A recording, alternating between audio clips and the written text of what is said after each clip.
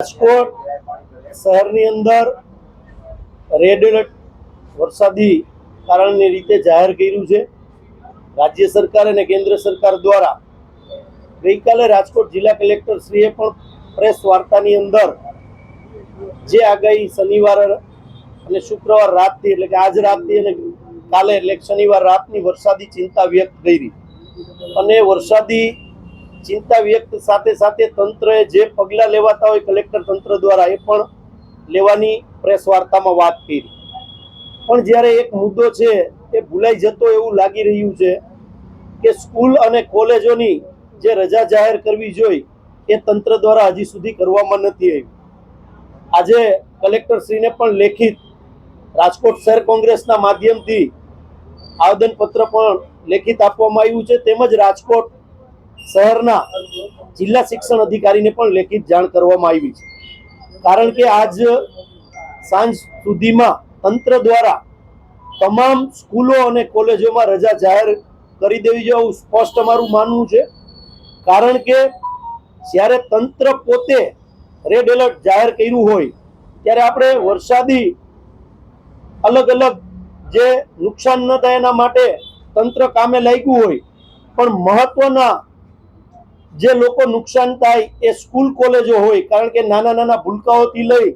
અને મોટા મોટા વિદ્યાર્થીઓ કોલેજે સવારમાં જતા હોય ત્યારે જો ગઈકાલે વરસાદ સવારથી જ આવે અને પછી તંત્ર જો જાહેર રજા ડિક્લેર કરે તો ક્યાંક ને ક્યાંક વિદ્યાર્થીઓ અને વાલીઓની માનસિકતા એવી હોય છે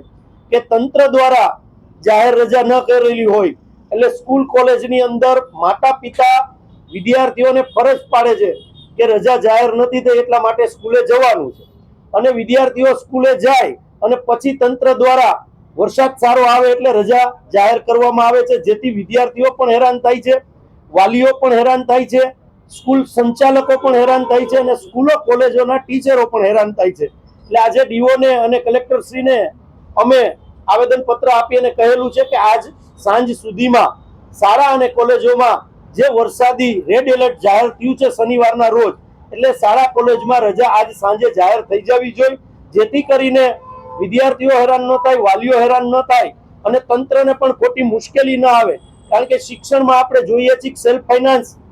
તંત્ર જ્યારથી સમગ્ર ગુજરાતની અંદર ભરડો લઈ ગયું છે ત્યારે શનિવારે અને રવિવારે જાહેર રજાઓમાં પણ આ શિક્ષણ માફિયાઓ સ્કૂલો ચાલુ રાખે છે. જો તંત્ર આ જાહેરાત નહીં કરે તો વરસાદી સિઝનમાં પણ આ શિક્ષણ માફિયાઓ કદાચ સ્કૂલો ચાલુ રાખશે અને જે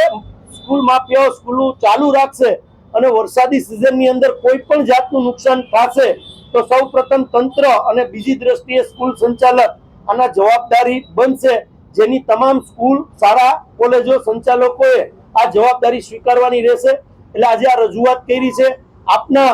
મીડિયાના માધ્યમથી પણ કહેવા માંગુ છું કે તાત્કાલિક જો આ રજા જાહેર થઈ જાય તો રાજકોટની જનતા અને વિદ્યાર્થીઓ જે હેરાન પરેશાન થાય એ ન થાય એ બાબતે આજે ડીઓ અને કલેક્ટરશ્રીને આવેદનપત્ર રાજકોટ શહેર કોંગ્રેસ દ્વારા આપવામાં આવેલ.